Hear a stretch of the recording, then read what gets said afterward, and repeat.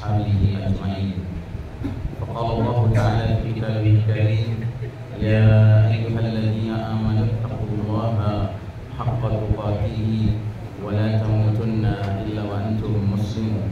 سبحانك لا علم لنا إلا ما علمتنا إنك أنت العليم الحكيم. أما بعد. Hadirin jamaah rahimakumullah, alhamdulillah pada kesempatan kali ini kita mengangkat tema Ahli Syam, standar iman di akhir zaman. Kita mulai dengan membahas surat Ibrahim ayat pertama.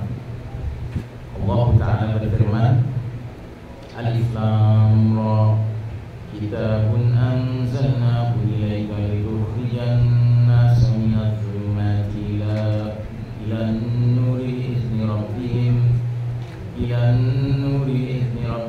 ila siratil azizil hamid.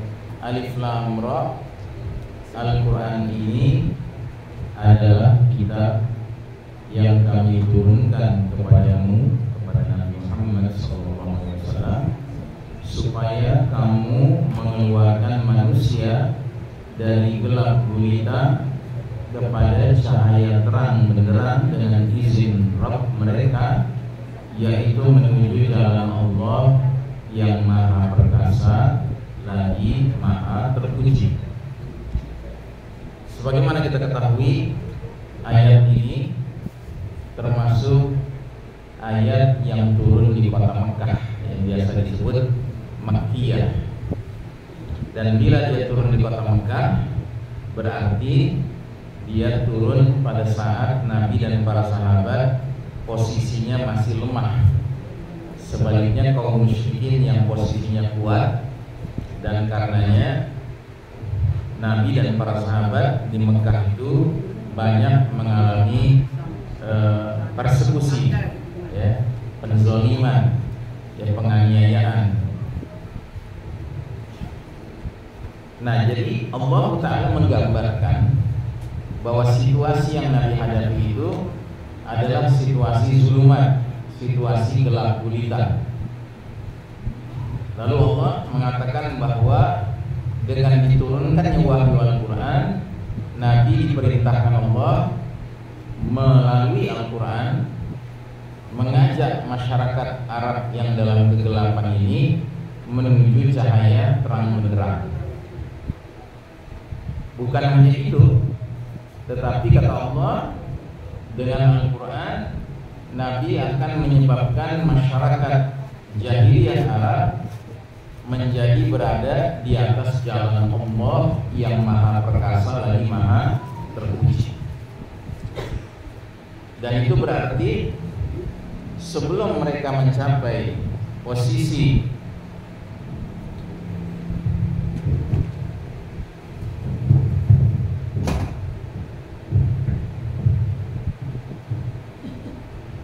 sebelum masyarakat jahiliyah Arab ini keluar dari gelap gulita dan memasuki cahaya terang benderang Al-Islam, Al-Quran, berarti masyarakat ini belum berada di atas jalan Allah yang maha perkasa lagi maha terpuji.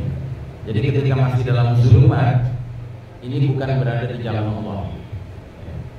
Nah, kalau bukan di jalan Allah, berarti di jalan apa? Di jalan apa? Kesesatan. Ya, kesesatan itu jalan apa? Jalan siapa? Jalan syaitan, ya. Jadi ketika suatu masyarakat tidak berada di atas jalan Allah, berarti ada di atas jalan syaitan. Di mana dalilnya? Silakan dilihat di surat An-Nisa ayat 76.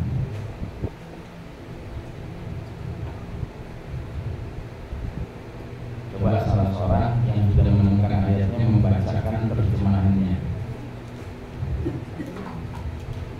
Surat An-Nisa ayat 76.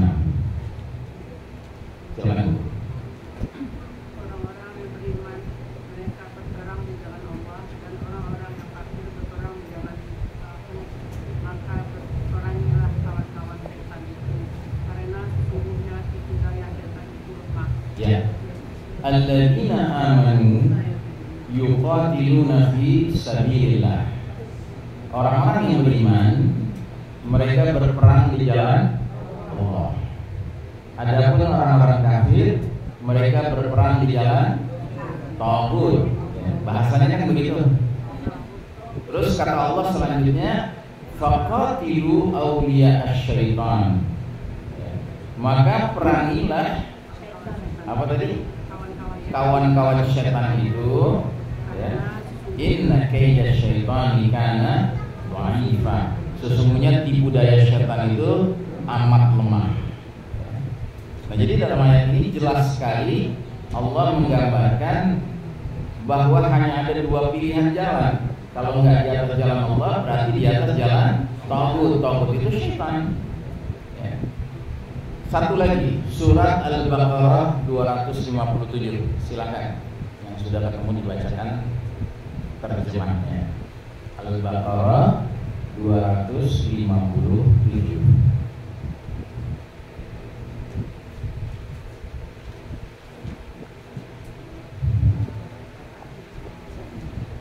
Gantian, coba.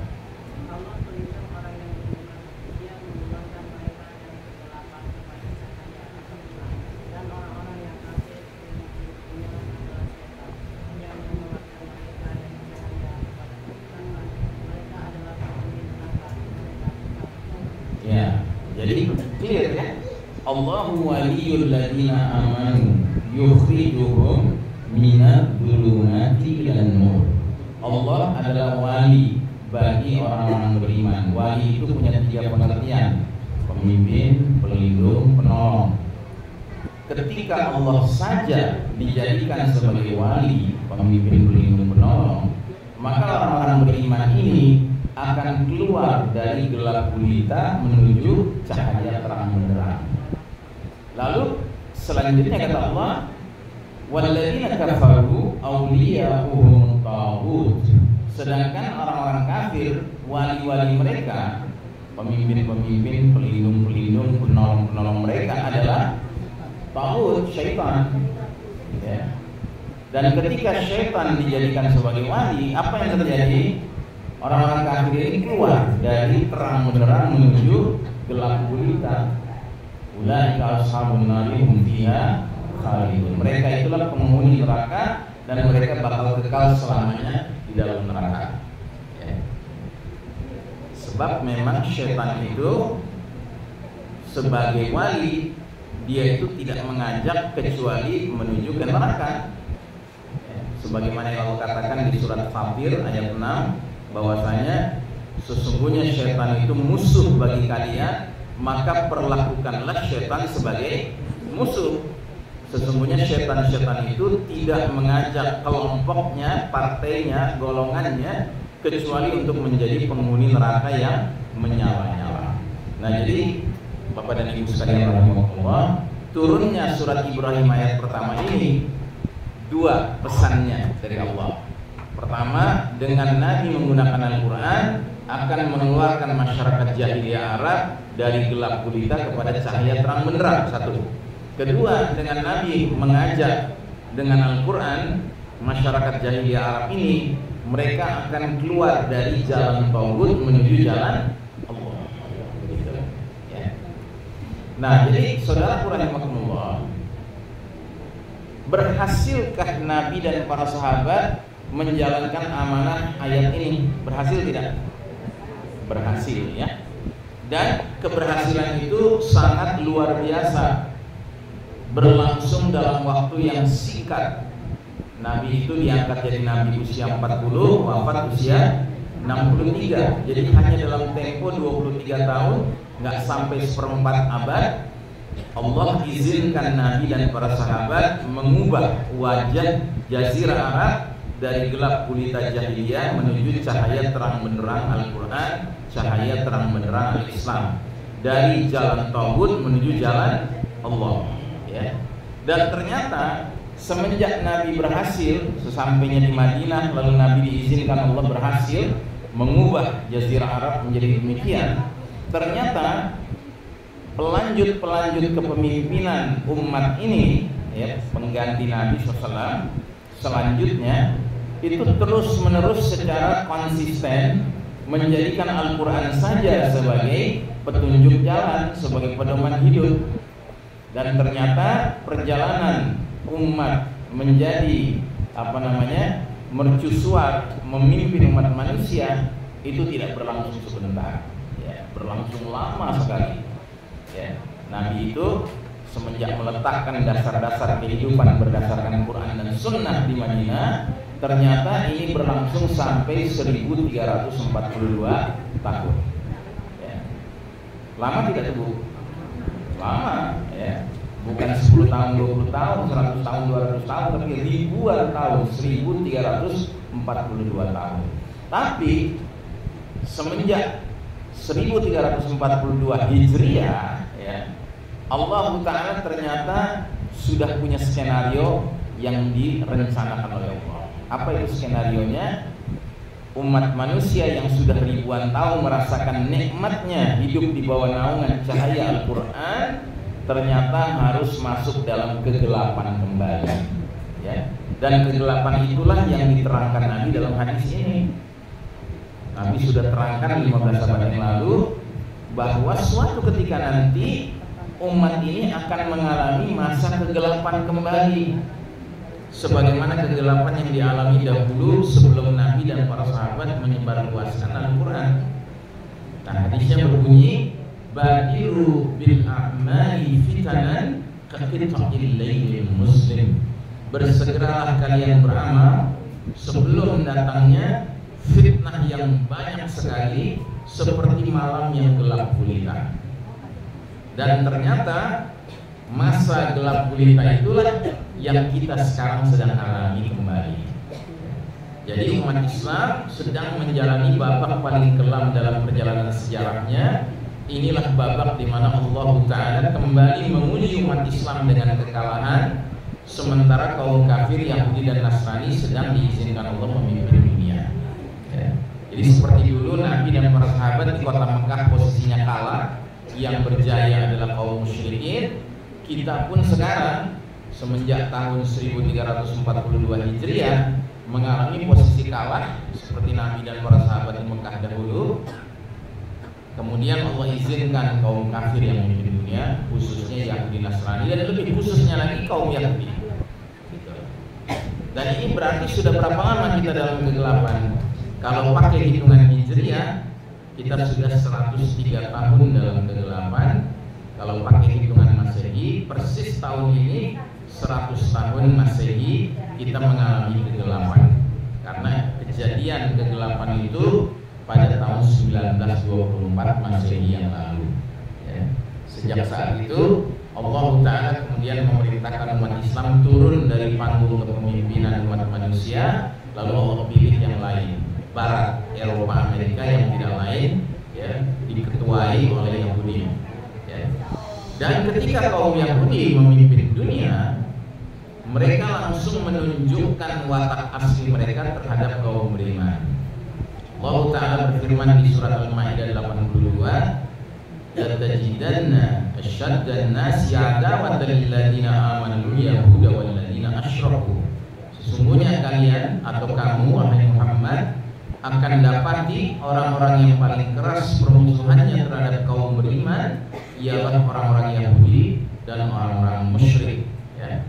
Makanya di dunia sekarang, di negeri-negeri yang dipimpin dikuasai oleh kaum Yahudi dan dikuasai oleh kaum musyrikin, sangat berat kondisi kaum musliminnya, ya. Di Israel misalnya, di India misalnya, di Cina misalnya, ya kan, ini kan negeri-negeri musyrik. India, Cina kan musyrik, ya.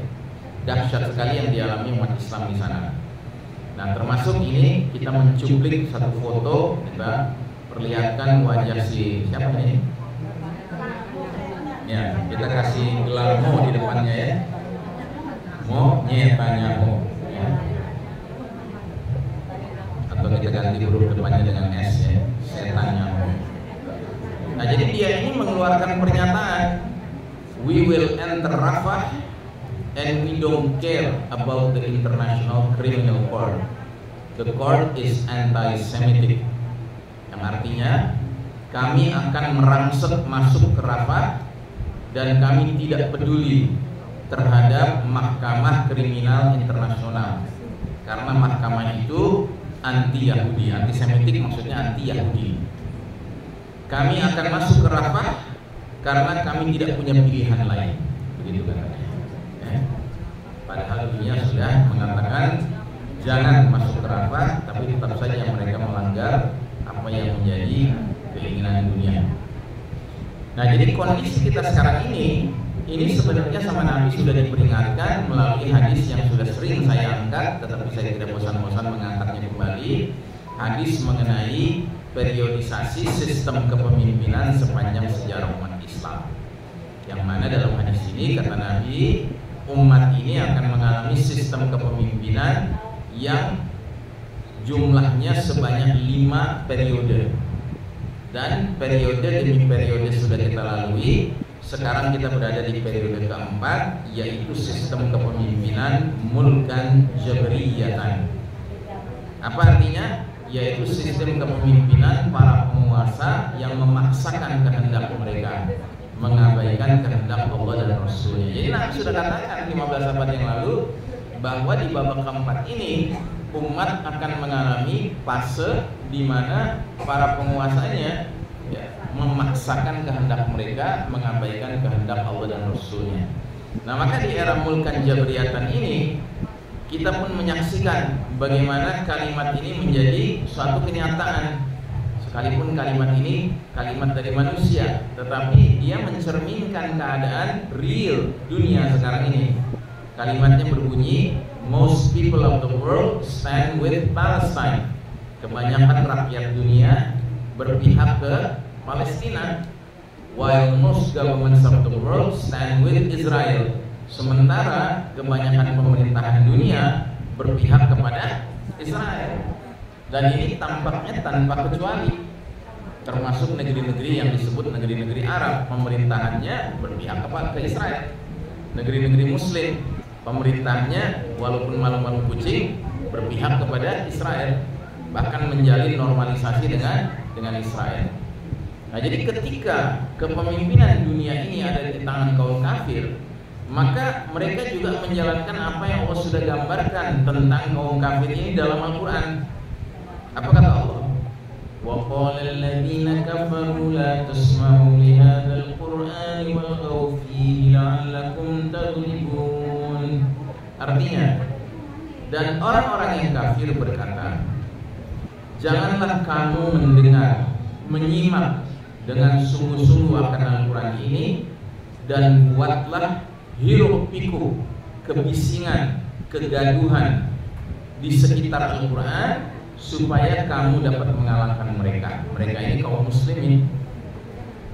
Jadi mereka tahu, kaum kafir ini tahu bahwa sumber kemuliaan umat Islam, sumber kejayaan umat Islam apabila mereka mau menyimak Al-Quran. Makanya kaum kafir berusaha sekuat tenaga menjauhkan umat Islam dari Al-Quran. Seperti yang pernah saya sampaikan juga, dulu ketika Inggris menjajah Mesir, sampai sekian waktu pelan-pelan akhirnya di Mesir muncul perlawanan, muncul upaya memerdekakan diri dengan melakukan pemberontakan kepada penjajah Inggris itu. Nah, rupanya pemberontakan ini mengkhawatirkan sekali, sampai-sampai di parlemen Inggris akhirnya diadakan rapat khusus bagaimana caranya kerajaan Inggris bisa memperpanjang penjajahannya di Mesir, karena rakyat Mesir sudah mulai banyak yang berontak.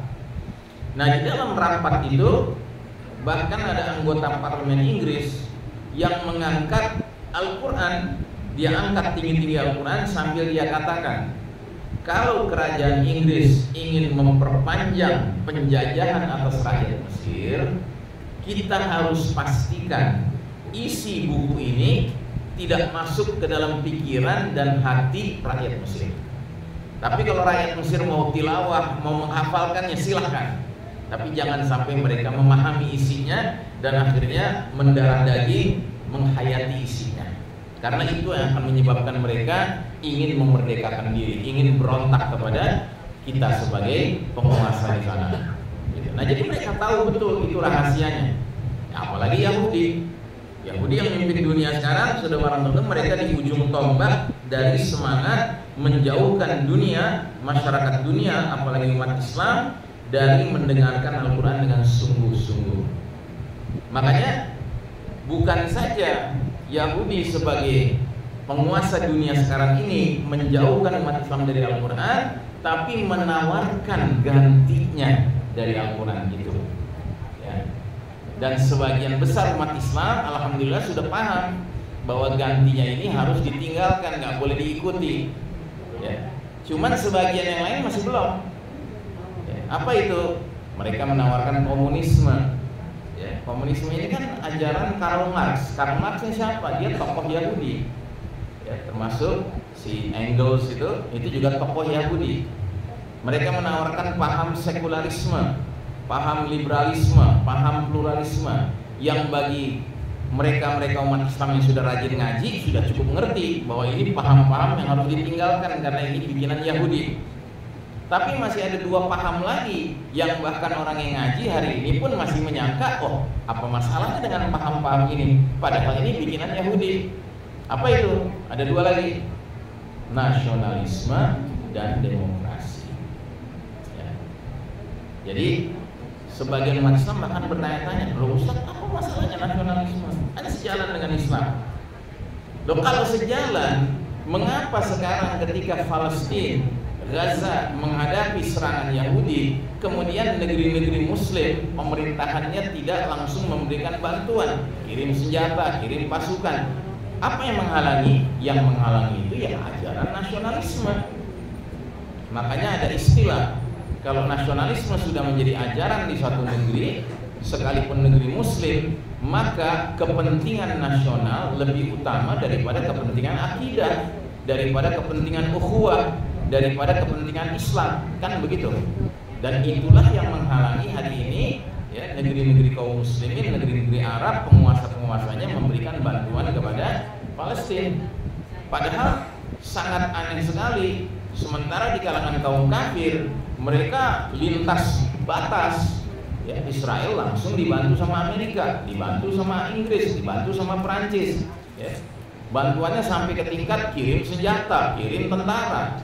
Tapi kenapa di kalangan sesama Muslim nggak boleh? Kan gitu. Karena kita terjebak dengan paham yang satu ini. Nah, termasuk juga dengan demokrasi. Apa masalahnya Ustaz demokrasi? Kan bagus, dengan demokrasi kita bisa punya kebebasan memilih pemimpin.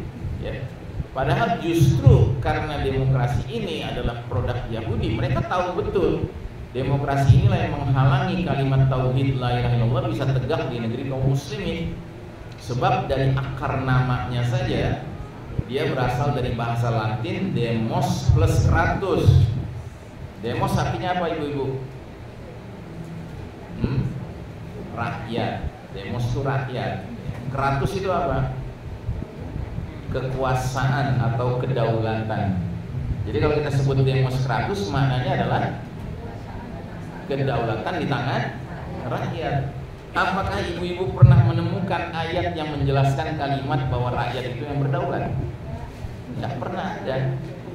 Apa pernah ada hadis yang menjelaskan rakyat yang berdaulat? Nggak pernah ada. Yang berdaulat itu siapa? Siapa yang berdaulat dalam Al-Quran? Allah Ta'ala. Misalnya ayat lillahi mulkus samawati wal ardh, milik Allah kerajaan langit dan bumi.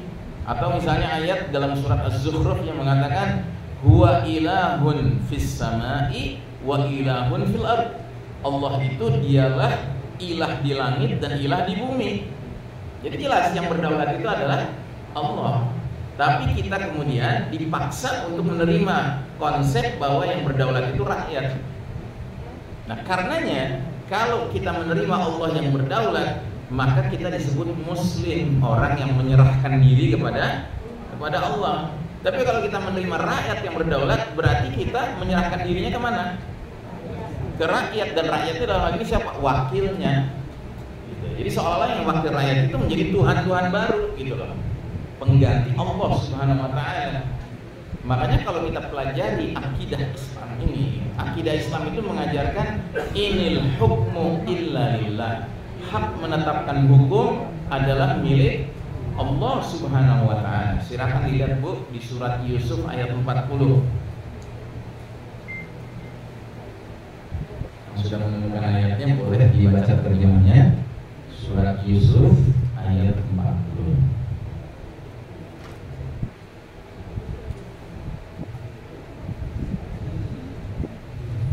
Ya, silakan Bu. Ketemu ya ayat 40. Ya, silakan baca. Ya, terjemahnya. Semua Tuhan yang kalian sembah selain Allah hanyalah sekedar nama-nama yang kalian buat-buat dan juga yang dibuat-buat oleh nenek moyang kalian. Sama sekali tidak ada keterangan dan Allah tentang hal itu. Sesungguhnya semua ketetapan hanyalah milik Allah. Dia menyuruh kalian agar kalian tidak menyembah kecuali hanya kepadanya lah. Itulah agama yang benar. Tetapi sebagian besar manusia tidak mau mengerti. Ya. Jadi saya ulang lagi bunyi ayatnya. Allah berfirman, "Ma ta'buduna min dunihi illa asma'an sammaitumuha antum wa aba'ukum ma anzalallahu biha min sultan." Apa yang kalian sembah selain Allah hanyalah nama-nama yang kalian buat-buat, baik oleh kalian sendiri maupun oleh nenek moyang kalian. Ya. Allah tidak menurunkan suatu keterangan pun tentang nama-nama itu. Terus kata Allah,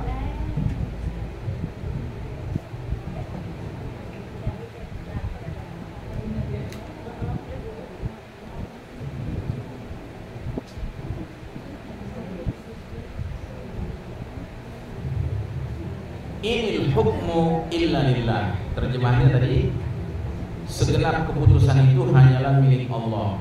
Sebenarnya kalau kita lihat aslinya Bu, kalimatnya inil hukmu illa lillah.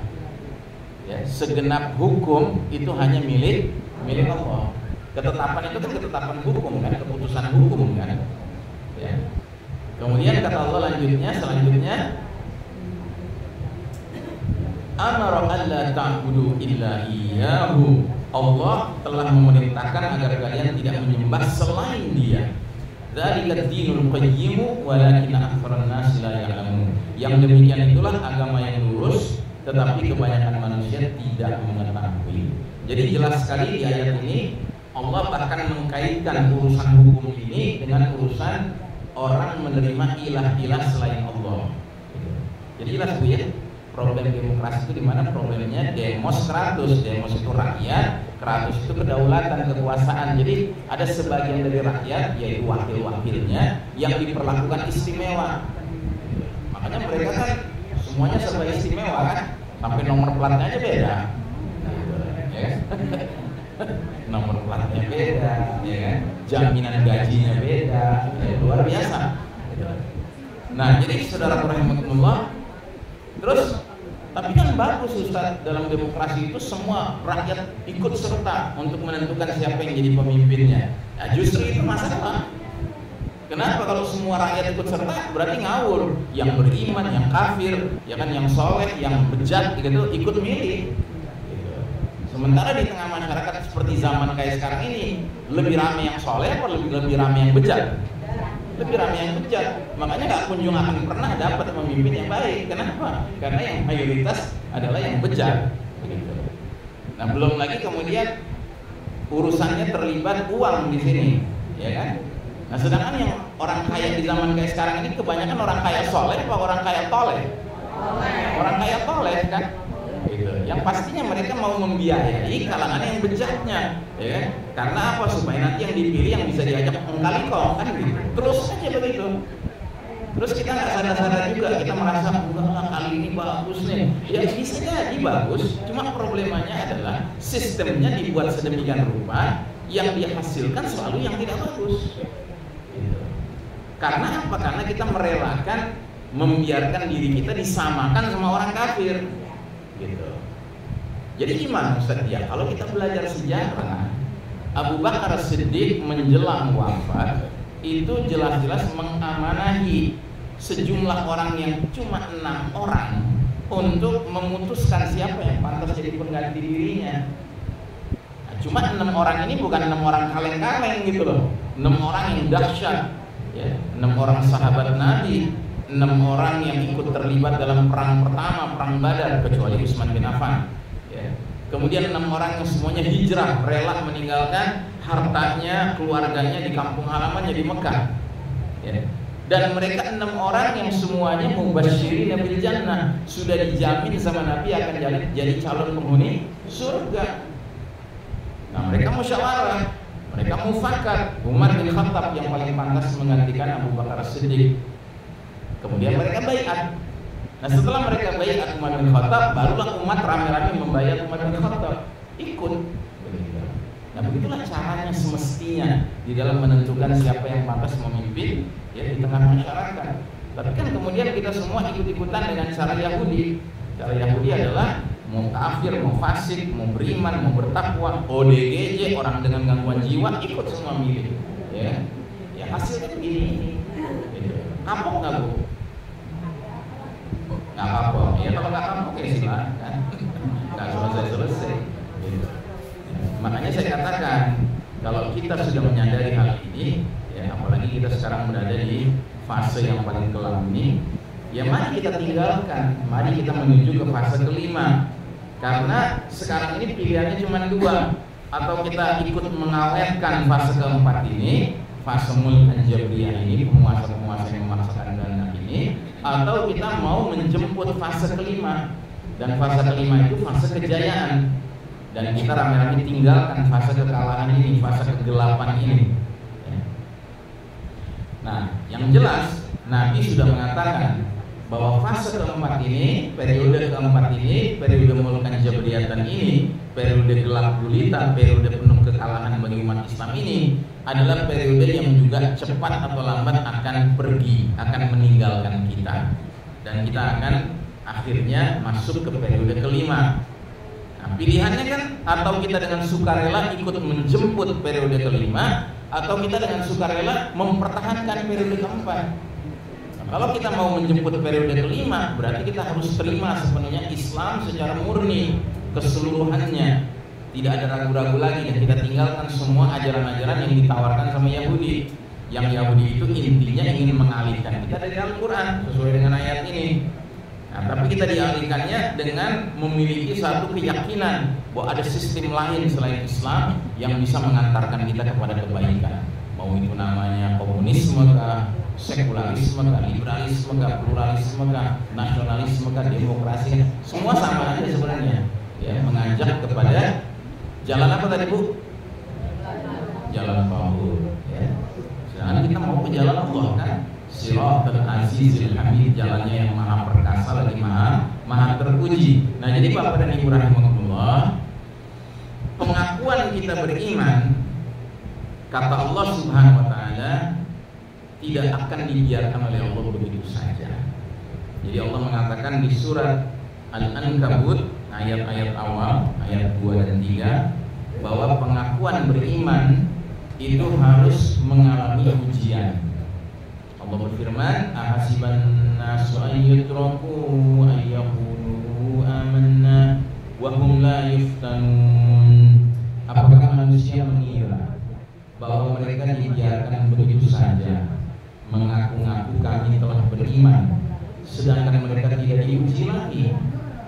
Wa laqad fatanna alladziina min qablihim falaya'lamanna Allahu alladziina shadaqu wa laya'lamanna al-kaadzibin. Sungguh kami telah menguji orang-orang sebelum mereka, dan sungguh Allah menjadi tahu siapa orang yang benar, dan sungguh Allah menjadi tahu siapa orang yang dusta. Jadi orang mengatakan saya beriman itu ada 2 macam.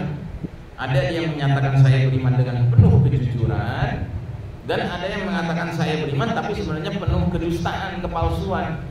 Nah, untuk mengetahui dia itu jujur atau palsu, apa caranya Allah? Caranya diuji, dikasih ujian-ujian hidup, ya. Dan lebih jauh daripada itu, kita selaku orang beriman tentunya berharap ujung akhir kita nanti berada di mana? Di mana, Bu? Di jannah, ya kan, di surga. Makanya ada pertanyaan lagi dari Allah di surat yang lain, di ayat yang lain, surat Al-Baqarah ayat 214. Allah bertanya, Am hasibtum an tadkhulul jannata wa lamma ya'tikum mathalul ladzina khalaw min qablikum. Apakah kamu menyangka, apakah kamu mengira bahwa kamu akan masuk jannah, masuk surga, padahal belum datang kepadamu cobaan sebagaimana halnya orang-orang terdahulu sebelum kamu. Apa yang mereka alami orang-orang terdahulu itu?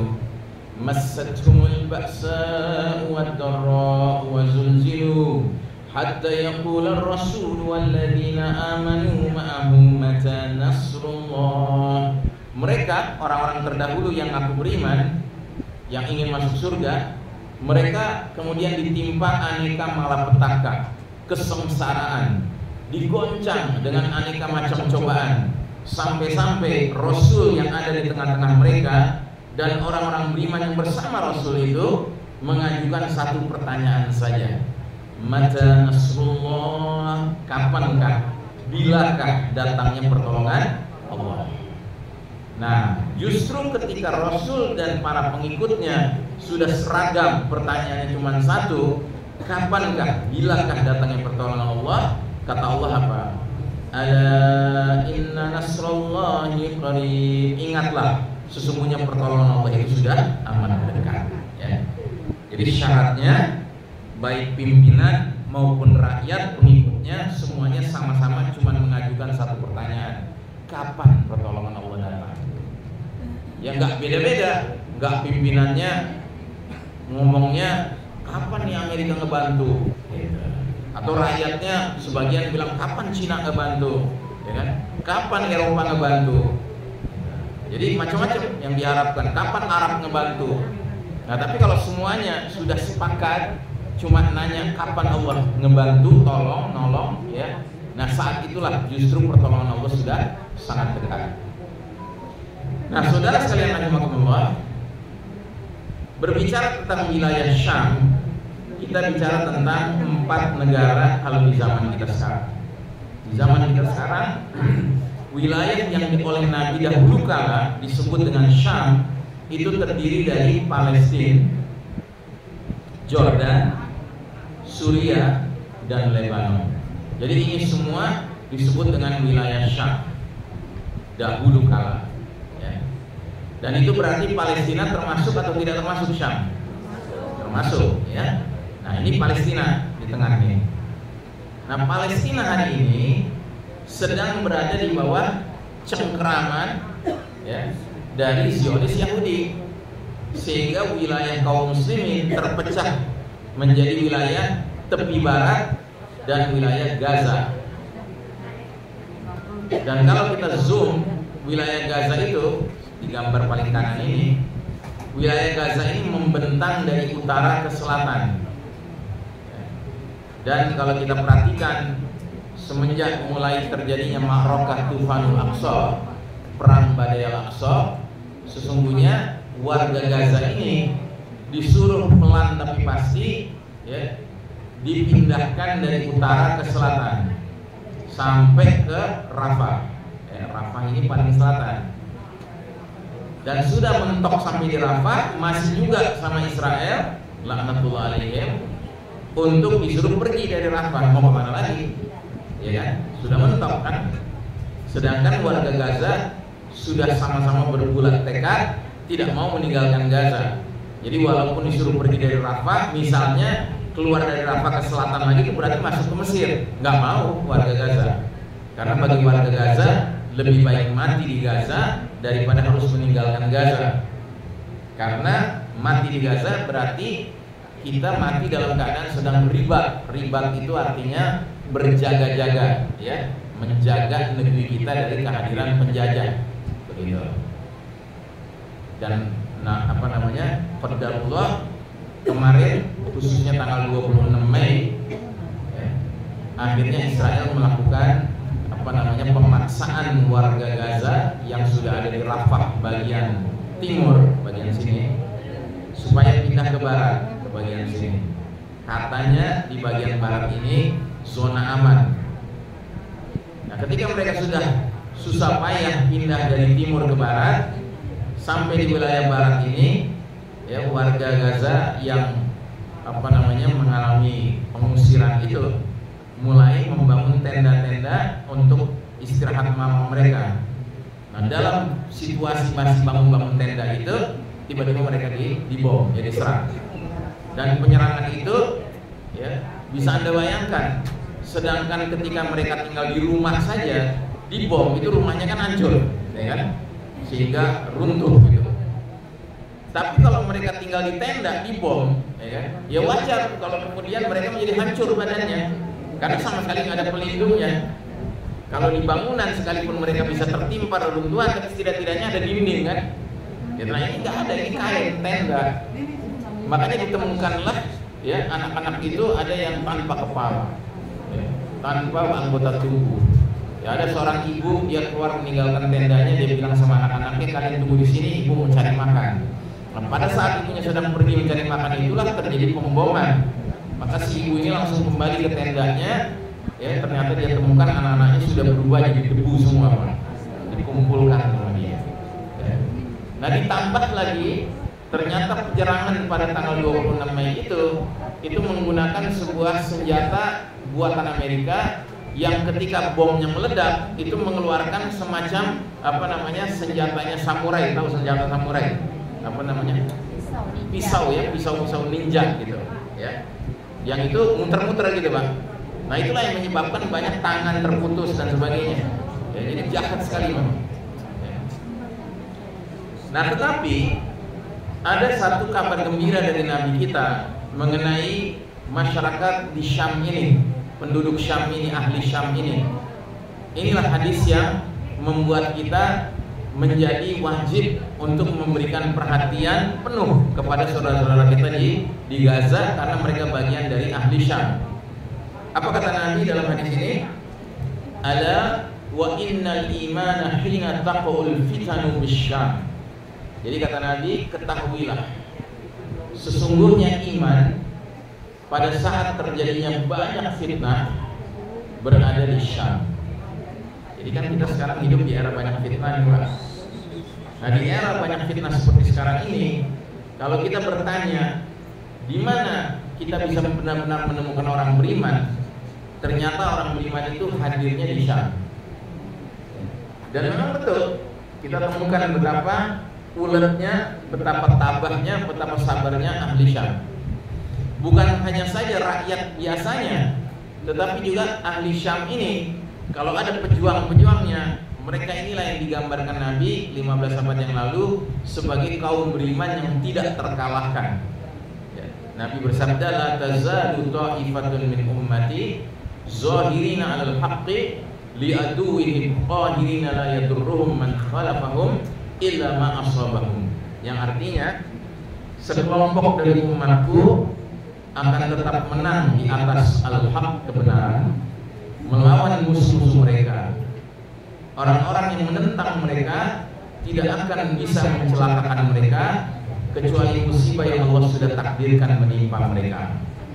Terus para sahabat bertanya, ya Rasulullah, di mana keberadaan mereka? Nabi menjawab, di Baitul Maqdis dan di sekitar Baitul Maqdis. Ya. Jadi memang kita lihat seperti yang pernah saya sampaikan, kalau kita mengikuti berita tentang Gaza ini, jangan berhenti pada berita-berita kemanusiaan saja, Pak. Karena yang ada cuma kesedihan aja, kepedihan saja, rasa tidak berdaya saja. Tapi ikuti juga berita perangnya, Pak. Loh, memangnya Ustaz ngikutin berita tentang dibunuhnya anak-anak dengan kaum wanita itu bukan berita perang? Itu bukan berita perang, Pak, itu berita pembantaian. Kalau berita perang itu berita tentang dua kelompok yang sama-sama bersenjata berhadapan-hadapan. Nah, kalau kita ngikutin berita perang, ya, maka kita akan menyadari bahwa bagi para mujahidin yang sedang berjihad di Palestina, di Gaza sekarang ini, itu nggak ada kamus kalah, Bu. Sebaliknya bagi tentara Israel, ketika berhadapan dengan mujahidin, nggak ada kamus menang. Ini realita, Pak. Sampai sekarang ini yang terjadi. Ini sekarang sudah hari keberapa? Hari ke-242. Bayangkan, Ya, 240 kan berarti 8 bulan. 242 berarti 8 bulan plus 2 hari. Sudah memasuki bulan ke-9 ini. Ya. Kalau seandainya Israel menang dalam perang secara pasukan bersenjata lawan pasukan bersenjata, pasti Israel udah ngumumin menang, Pak. Kenapa mereka nggak ngumumin menang? Karena hakikatnya mereka nggak menang, nggak ada cerita menang mereka. Jadi mereka mau terang-terangan bilang mereka menang nggak bisa, memang mereka nggak menang. Tapi mereka mengaku kalah, mereka jahil, jaga image, kan mereka tukang bohong. Makanya ketika Israel sedang zolim-zolimnya menyerang Rafah, sebenarnya mujahidin itu melakukan perlawanan, dan perlawanan itu dahsyat, Pak. Termasuk perlawanannya bukan hanya di Rafah, tapi termasuk di Jabaliyah. Jabaliyah itu wilayah paling utara. Jadi daerah sini, Jabaliyah itu daerah sini. Bait Lahiyah ini Jabaliyah. Jadi kemarin itu kita dengar kabar bahwa Brigade Al-Qassam itu sempat pasukan Israel menemukan terowongannya. Terus masuklah mereka ke dalam terowongan itu. Tapi ternyata pasukan Brigade Al-Qassam itu sudah menunggu-nunggu memang mereka masuk ke dalam terowongan itu, karena itu jebakan. Ya. Dan ketika mereka masuk, tiba-tiba pasukan Brigade Al-Qassam itu muncul, sehingga terjadi perang jarak nol, Pak. Ya, langsung gitu ketemu. Dan itu tewas. Pasukan Israel cuma mengalami 3 kemungkinan: tewas, terluka, atau ditangkap. Nah, yang menyakitkan ketika Abu Ubaidah mengumumkan bahwa kita di Jabaliyah telah menghancurkan 8 tank markabah Israel, dan kita telah membunuh sekian lusin tentara Israel, sekian terluka, dan sekian kami tangkap. Nah, ini bagi Netanyahu luar biasa memalukannya. Kenapa? Karena rakyat Israel sendiri, keluarga-keluarga sandera-sandera Israel yang ditahan sama Hamas, ini udah lama protes terus sama Netanyahu, minta tolong dibebaskan dong. Boro-boro dibebaskan, malah nambah lagi yang ditangkap. Ya kan? Apa nggak memalukan? Nah, jadi saudaraku rahimakumullah, kita harus yakin apa yang terjadi sekarang di Syam ini adalah tasdih an-nubuwah, ya, pembenaran ucapan Nabi tentang tanda-tanda akhir zaman, bahwasanya ya iman itu keberadaannya di Syam pada masa fitnah banyak terjadi, dan itu tampil dalam bentuk rakyat pada umumnya di Gaza. Sementara hadis tentang Taifah Mansurah ini khususnya tentang para mujahidinnya, ya, yang tidak ada kamus kalahnya, Pak, menang terus. Dan ini indikasi, kita boleh berharap ini indikasi bahwa memang pasukan mujahidin ini ya bersama Allah Subhanahu wa taala. Jadi Allah taala senantiasa memberikan mereka an-nasr, ya, pertolongan. Nah, jadi kalau kita lihat jalur Gaza sebelum perang ini indah sekali wilayahnya. Kemudian jalur Gaza akibat perang jadi demikian. Ya.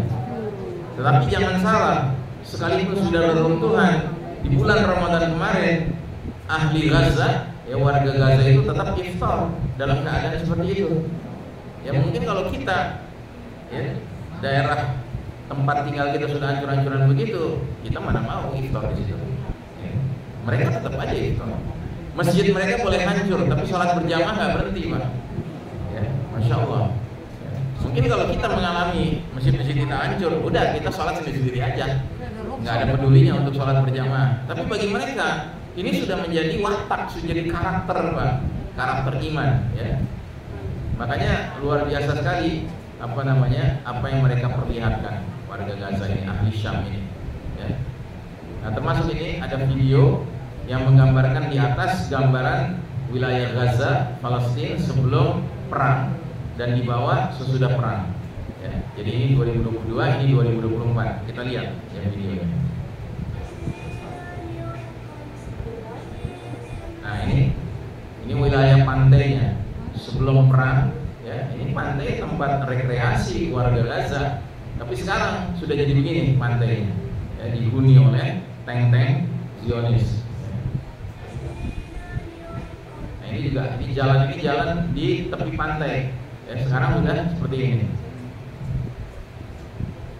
Nah, terus kemudian kita lihat nih contoh anak Gaza, keuletannya dan kedermawanannya. Jadi bukan saja si anak ini ulet dalam keadaan dia ayahnya sudah syahid, dia yang menjadi pencari nafkah. Ya, kita lihat. Jadi ditanya dia, kamu mau kemana? Dia bilang, saya mau jualan. Dia bilang, apa itu yang kamu mau jual? Dia bilang, di pizza. Terus dia minta, tolong dong beli, kata dia gitu, kata si anak ini.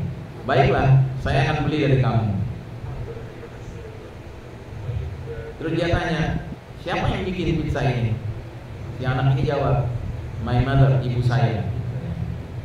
Terus ditanya lagi, apakah enak? Dia bilang, enak lah. Terus coba perlihatkan kepada saya. Maka dia buka masakan ibunya itu, pizza itu. Terus ditanya, ada berapa ini? Berapa harganya? Terus dijelaskan sama dia hitung dulu.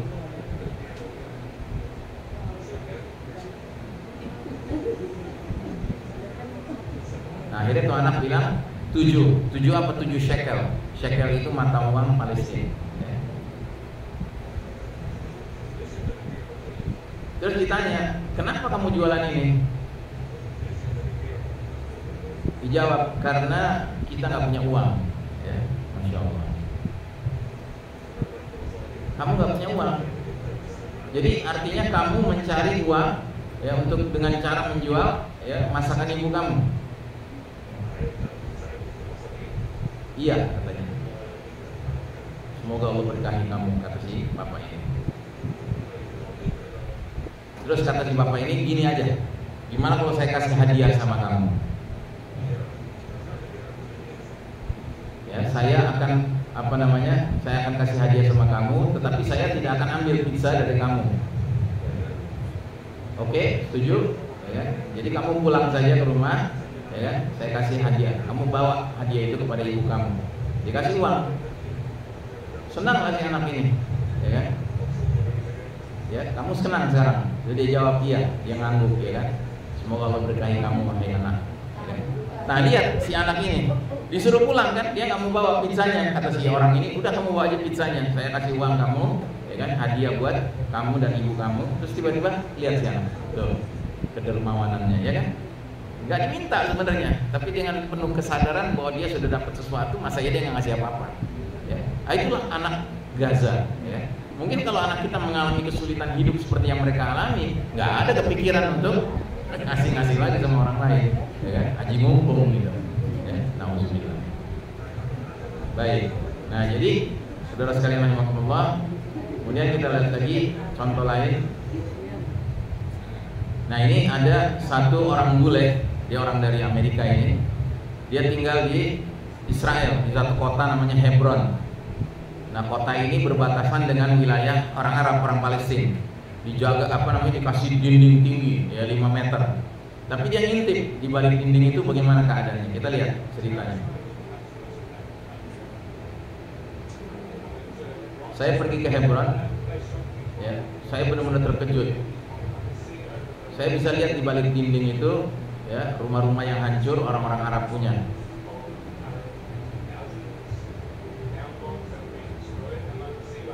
Dan saya bisa lihat jumlah orang Arab di sana 150.000 orang, jadi berdesak-desakan tinggal di sana. Sedangkan di sini jumlah orang Israelnya cuma 500, sedangkan mereka dikelilingi sama tentara-tentara bersenjata lengkap. Akhirnya saya pergi jalan, saya melewati dinding itu masuk ke wilayah Arab. Saya ketemu sama anak usia 5 tahun. Dia langsung lari mendekati saya, si anak ini. Dan dia nggak pakai sepatu. Lalu dia menawarkan makanan kepada saya. Bayangkan, ya. Jadi hal pertama yang terjadi, anak ini nggak punya sepatu, dan Anda tahu, dia bilang, ini menunjukkan bahwa mereka ini orang yang nggak punya duit. Tapi hal pertama yang terpikir pada diri dia adalah, ya, dia melihat saya orang Barat, saya datang dari wilayah Israel, wilayah penjajah. Justru hal pertama yang dia tawarkan makanan. Dan jelas ini menunjukkan satu hal, kebaikan orang-orang Palestina ini, ya, ini benar-benar melebihi kebaikan orang manapun yang pernah saya jumpai. Dan ini benar-benar menggambarkan bagaimana Islam itu. Akhirnya si orang bule ini masuk Islam. Ya. Jadi dia masuk Islam karena bertemu dengan anak Palestina yang perilakunya seperti demikian. Ya, Masya Allah. Nah, terus ini ada lagi, ya anak Palestina, ya masih anak kecil sekali, mungkin usia baru 5 tahun, 6 tahun, 7 tahun, ya kan, menyuapi kucing-kucing yang terlantar di Palestina, di Gaza. Ya. Terus dia ditanya, kamu lagi apa? Saya sedang nyuapin kucing-kucing. Dari mana kamu dapat makanan kucing? Saya beli kemarin. Terus saya memberi makan yang kelaparan. Kamu sendiri udah makan belum? Kamu ngasih makanan kucing, kamu sendiri udah makan belum? Coba jawab dengan jujur. Tidak, katanya. Benar? Iya, tidak. Jadi kamu ngasih makan kucing sementara kamu belum makan? Iya, katanya. Apa yang kamu makan hari ini? We didn't eat yet. Saya belum makan apa-apa. Masya Allah. Ya. Jadi memang spesial, mereka ini masyarakat luar biasa, Pak. Pantas kalau mereka diuji Allah, ya seperti demikian. Ujiannya berat sekali. Karena apa? Mereka ingin memperlihatkan ke dunia, Allah ingin memperlihatkan iman mereka ke seluruh dunia, termasuk ke negeri kita kaum muslimin. Ya, bahwa kita ini harus banyak bersyukur bahwa kita hidup jauh lebih baik daripada mereka. Tetapi kita seringkali manja, ya kan? Seringkali kita belum apa-apa sudah kecewa, sudah putus asa, sudah ngegerendeng-gerendeng, sudah ngedumel. Nah, ini bahkan ini ada remaja di Gaza, dia diajukan pertanyaan penting sekali, ya. Jadi, nak, saya boleh nanya sesuatu, nak? Oh silahkan, katanya, no problem. Ya, kan Allah bilang bahwa kita ini di atas kebenaran, sedangkan Yahudi di atas kebatilan. Kenapa Allah nggak nolong kita di Gaza ini? Nah, lihat anak ini jawab apa.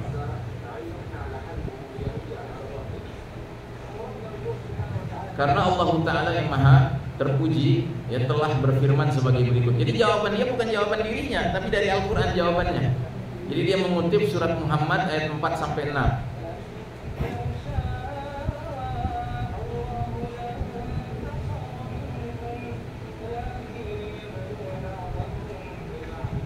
Nah, jadi jawaban dia, dzalika walau yasha'allahu lantasara minhum walakin liyabluwa ba'dakum bi ba'din.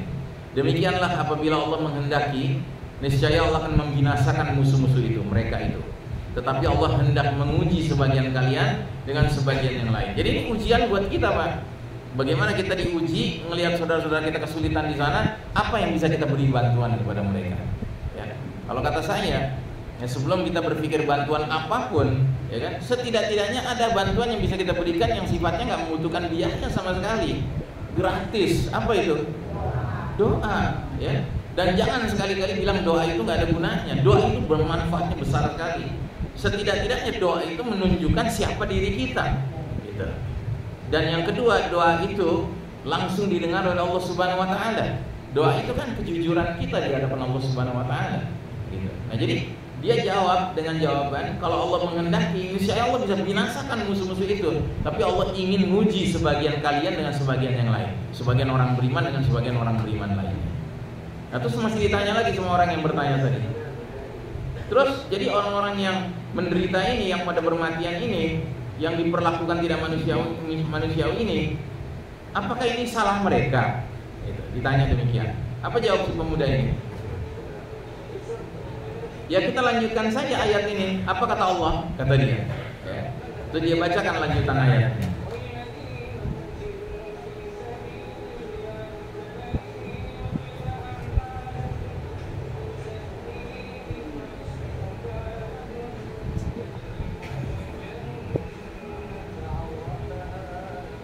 Nah, jadi jawaban dia, dan orang-orang yang gugur pada jalan Allah, Allah tidak akan sia-siakan amal mereka. Allah akan beri pimpinan kepada mereka, Allah akan perbaiki keadaan mereka, dan Allah akan masukkan mereka ke dalam surga yang telah diperkenalkan oleh Allah kepada mereka. Masya Allah. Jadi dia sangat yakin bahwa orang-orang yang mati itu bukan mati biasa saja, itu mati syahid, itu orang-orang yang tidak tersia-siakan oleh Allah Subhanahu Wa Taala. Ya, nah keyakinan seperti ini kalau diketahui sama orang-orang Israel, Pak, ini yang bikin mereka tuh nggak kebayang bisa mengalahkan ya saudara-saudara kita di Gaza. Ya, karena mereka tahu kalau mereka sudah yang mereka lawan ini sudah tidak punya rasa takut pada kematian, mau gimana lagi? Ya apalagi bisa ditakuti dengan apa lagi? Nggak bisa. Kan kematian itu puncak akibat, puncak resiko. Baik. Nah, jadi kita lihat yang selanjutnya. Nah, ini Gaza dan Quran ya, di tengah gempuran ya, Israel ya, masyarakat Gaza ini tetap berpegang teguh erat kepada mushaf dan hafalan Qurannya. Dan Ini anak kecil. Ya. Nah ini termasuk ini anak muda ini, dia terluka, mestinya dioperasi kakinya, tapi karena nggak ada obat bius, maka dia cara mengalihkan rasa sakitnya itu tanpa obat bius adalah dengan melantunkan hafalan Qurannya. Ya, Masya Allah.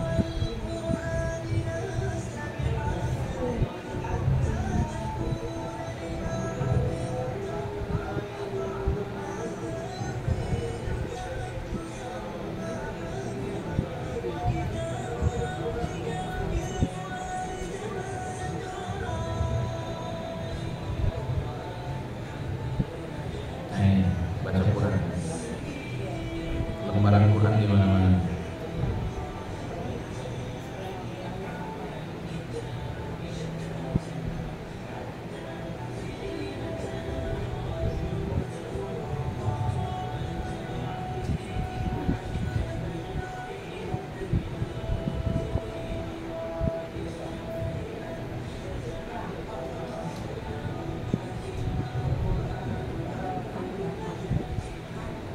Ya, jadi kalau kita mengalami apa yang mereka alami, barangkali kita udah nggak ingat Quran. Ya. Tapi mereka itu malah semakin akrab dengan Al-Quran. Makanya moto mereka adalah doa ini: Ya Allah, hidupkan kami dengan Al-Quran, matikan kami dengan Al-Quran, dan muliakan kami dengan Al-Quran. Ya. Baik. Nah selanjutnya ini ada bapak ini orang Arab ini. Dia pernah dipenjara di Israel dan dia pernah tinggal di Gaza selama 2 tahun. Dia orang kaya ini, dia banyak tinggal di berbagai negeri di seluruh dunia.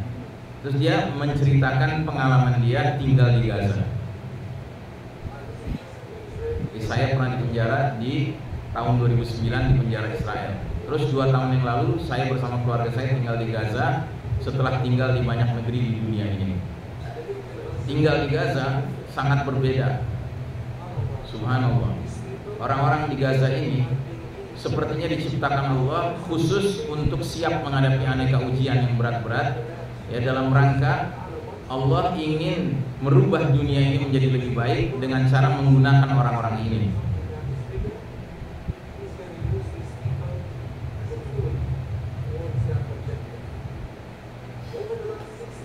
Jadi sudah 16 tahun di Gaza ini di penjara. Ya, pengangguran di sana sampai 80%. Dan di Gaza itu tidak ada Starbucks, tidak ada McDonald's, dan mereka tidak kenal kapitalisme dan materialisme. Nah, seperti tadi kata saudara kita, juga kata Syekh tadi, kehidupan orang-orang di Gaza ini lebih dekat dengan kehidupan para sahabat Rasulullah SAW. Masya Allah. Ya. Jadi kalau kita mau tahu siapa orang-orang yang mirip sekali dengan para sahabat di zaman kita sekarang, ya orang Gaza ini, Pak. Ya, mereka ini benar-benar mencerminkan para sahabat. Kemudian ini anak kecil ini, dia diwawancarai, apakah kamu takut dengan pemboman ya Israel? Dia jawab dengan tegas, tidak, saya hanya takut pada Allah. Masya Allah. Nah termasuk ini anak perempuan ini, masih kecil kali anak ini. Jika kamu disuruh tinggalkan kamp pengungsi, ya, mau kamu? Tidak. Ya, walaupun mereka membeliku ratusan uang, jutaan harta, ya saya tidak akan pergi meninggalkan Gaza. Tapi bagaimana jika penjajah Israel datang? Biarkan mereka ngebom, tidak perlu takut pada mereka. Mereka itu yang para penakut. Ya, mereka bukan apa-apa tanpa jet tempur. Jadi Israel itu hebat cuma karena jet tempurnya. Jadi kamu tidak takut dengan bunyi bom dan peluru. Dia bilang, bunyi bom, ledakan aku sudah biasa. Sebenarnya aku punya rasa takut juga, tapi bukan kepada Israel. Aku takut tidak pada siapapun, aku hanya takut pada Allah. Allah yang melindungi kami. Andaikan mati, biarlah aku mati di tanah ini. Kalaupun aku keluar dari Gaza, aku juga akan mati suatu hari nanti. Masya Allah. Ya, aku lebih rela mati di sini di Gaza. Syuhada berpihak di pihak Allah Subhanahu wa taala. Masya Allah.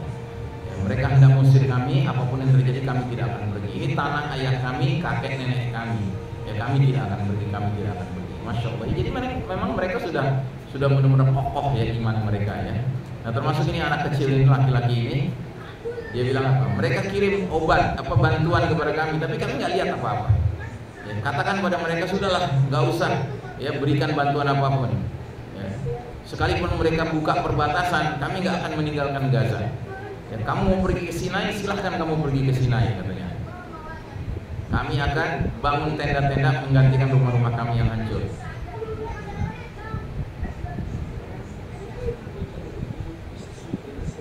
Jadi kalau mereka buka perbatasan dan mengizinkan kalian meninggalkan Gaza, oh nggak mau katanya. Kami lebih baik mati di Gaza ini. Ya lebih baik kami mati sebagai syuhada daripada dihinakan oleh berbagai negara lain. Masya Allah, ya luar biasa. Nah ini bapak ini bahkan dengan penuh semangat yang mengungkapkan bagaimana dia di satu sisi sedih karena anaknya syahid, tetapi di lain sisi dia merasa bangga. Ya lihat, lawan kami, ambil anak kami, harta kami persembahkan semuanya di jalan Allah. Kami tidak takut, tidak gentar. Hati kami seperti besi. Kami tidak peduli roket-roket Israel. Kami tidak peduli dengan ledakan. Anakku syahid dan aku ridho. Dan ini semua lillah. Saya persembahkan dia untuk Allah. Saya memuji Allah atas ujian ini. Insya Allah kita akan membebaskan Al-Aqsa. Masya Allah. Ya. Jadi orang-orang kayak ini bagaimana mau dikalahin? Ya. Nah ini ibu-ibu ini juga begitu. Ya. Jadi ibu ini ngomong bahwa dia menerima semua yang Allah takdirkan. Ya, dan dia katakan, we are a people of jannah. Kami ini adalah orang-orang penghuni surga. Dia bilang, kami ini orang-orang akhirat. Sedangkan kalian ingin dunia, silakan kalian jadi orang dunia. Dia bilang gitu ya. Coba lihat. Kami ridho ya Allah. Kami ridho atas apa yang kau tetapkan. Ini semua kehendak Allah. Kami ini adalah, kami tidak berhak tinggal di dunia katanya. Kami berhak tinggal di akhirat. Ya. Nah, surga itulah bagi kami. Ya, dunia, penduduk dunia mau mengejar dunia, silahkan mereka ambil dunia. Jadi mereka sudah sampai ke tingkat itu, Bapak dan Ibu rahimahullah. Ya, karena iman mereka memang sangat spesial. Ya. Nah ini anak kecil ini namanya Faisal ini. Dia ini terluka kena tembak di perutnya sama Israel. Tapi coba lihat betapa tenangnya dia menjawab pertanyaan-pertanyaan. Bagaimana kabar kamu Faisal? Alhamdulillah. Kamu terluka. Dari siapa? Dari Yahudi. Mereka orang-orang yang tidak baik. Mereka membom kami. Apa yang terjadi padamu? Saya kena tembak di perut. Ayah dan ibu saya syahid. Lihat dia ngomongnya tenang begitu. Jadi kamu sendirian? Oh tidak, saya ada saudara laki saya dan paman saya. Masya Allah. Nah ini termasuk anak muda ini, dia kehilangan keluarganya. Dia sedang menatap jasad-jasad syuhada keluarganya, sambil mengatakan, ya Allah, ridhoilah kami, ridhoilah saya, itu rahmatilah kami.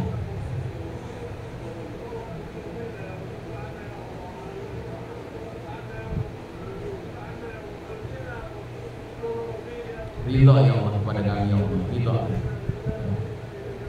Semua kembali kepada Allah, semua dari Allah, semua kembali kepada Allah. Ya Allah, rahmatilah ya Allah.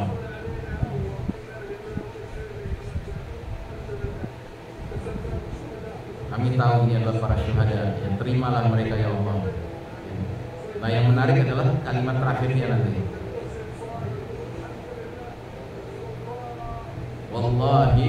Wallahi sanantasir. Ya, apa artinya? Wallahi we will win. Ya demi Allah kami akan menang, kami akan menang. Jadi sekalipun dia sedang mengalami musibah, tapi keyakinan dia bahwa Allah akan menolong dan kemenangan itu sudah di depan mata, itu gak hilang. Ya, Masya Allah. Inilah contoh orang-orang beriman di Syam. Ya termasuk ini gambar ini anak-anak yang mana masjidnya boleh hancur, tapi mereka tidak hilang yang namanya perasaan komitmen mereka untuk sholat berjamaah. Ya tetap mereka lakukan. Yang berarti anak-anak Gaza ini sudah lulus ujian iman. Ya. Nah justru yang sekarang menjadi pertanyaan kita adalah diri kita. Kenapa? Karena kita ini kategorinya ahlul afiyah. Ahlul afiyah itu orang-orang yang hidupnya tenang, hidupnya aman, hidupnya nyaman. Ya. Kalau mereka disebut ahlul bala. Ahlul bala itu artinya orang-orang yang hidupnya penuh dengan ujian, penderitaan, cobaan, malapetaka. Ya.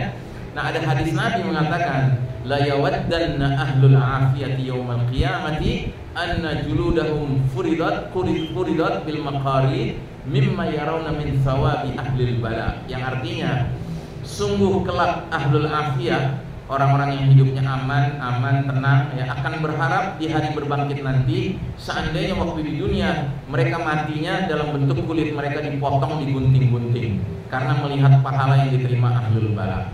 Ya, jadi nanti orang-orang beriman itu dikumpulkan Allah. Orang beriman kan di dunia hidupnya macam-macam. Ada yang jadi ahlul afiyah, yang hidupnya nyaman, aman, tenang. Ada yang jadi ahlul bala, yang hidupnya penuh penderitaan, malapetaka dan ujian. Nah, sama Allah, di tengah-tengah kumpulan orang beriman ini, ahlul bala diangkat, posisinya diangkat. Saking tingginya mereka diangkat derajatnya, sehingga ahlul afiyah itu nengok ke atas, mendongak gitu ya. Dan akhirnya ahlul afiyah itu seperti ngiri sama mereka, dan sampai mereka mengatakan, wah, tahu gini, dulu di dunia kami berharap kami matinya kulit kami digunting-gunting. Masya Allah. Jadi kita sekarang menyaksikan saudara-saudara kita di Gaza, kita merasa alhamdulillah ya kita nggak mengalami apa yang mereka alami. Tapi sesungguhnya kalau kita terus-menerus seperti ini, kita yang nyaman, mereka yang sulit gitu ya, dan mereka sulit tetap bersabar, niscaya nanti di hari akhir, di hari berbangkit, kita akan iri sama mereka, cemburu sama mereka, sampai kita berharap kita mengalami malapetaka seperti mereka. Walaupun kita orang beriman tidak boleh berharap malapetaka ya Bapak dan Ibu, tidak boleh kita mengharapkan hidup yang susah, tidak boleh. Ya. Ada hadis Nabi mengatakan, la tatamannau liqa'al adu, janganlah kalian berangan-angan ingin segera ketemu musuh. Wassallallahu ala afiyah, dan berdoalah senantiasa keamanan, keselamatan, ketentraman. Fa idza laqitumuhum, tapi kalau kalian sudah ketemu dengan musuh, fasbiru, bersabarlah, jangan lari dari mereka. Fa innal jannata tahta zilalis suyuf, dan ketahuilah sesungguhnya surga itu di bawah kilatan pedang. Ya. Baik. Nah, bagian terakhir, resonansi iman ahli Syam terhadap dunia hari ini bisa dicatat setidak-tidaknya ada 12 ya. Keimanan mereka yang luar biasa, kesabaran dan ketegaran mereka yang luar biasa, keberanian dan kecerdikan mereka yang luar biasa, termasuk mujahidinnya. Anda tahu mujahidin itu kan, kalau Anda pikir-pikir, gimana ya itu brigade kosong kok masih punya senjata terus gitu ya. Dari mana senjata mereka? Sesungguhnya senjata mereka adalah karena kecerdikan mereka. Bom-bom yang dikirim sama Israel yang nggak meledak itu mereka kumpulin, ya, mereka olah, mereka fungsikan supaya bisa berfungsi. Akhirnya itu digunakan, dikirim lagi balik ke Israel, ya, tanpa ongkos kirim. Gitu. Nah, kemudian mereka hidupnya terhormat dan mereka ingin merdeka, dan makanya mereka semua semangatnya semangat ribat. Ribat itu artinya berjaga-jaga, ya.